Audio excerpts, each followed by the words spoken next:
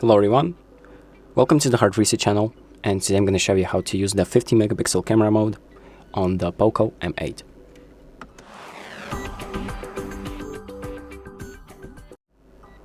So if you take a normal photo on the POCO M8, it is usually not the highest quality that can be on this phone.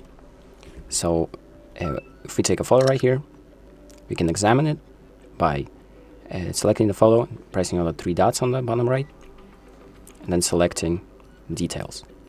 So here, as you can see, it's 3072 by 4096 pixels. Now, if you want to go even higher, you can enable the Ultra HD mode. And the Ultra HD mode just allows you to take high resolution pictures. So this uses 50 megapixels. So if we take a photo right now, it can be any photo, and we go back to the details, as you can see, the count is almost double the previous picture. So just use the Ultra HD mode if you want to take high resolution photos. And that is pretty much it. So thank you for watching. I hope this video helps you, and make sure to like and subscribe.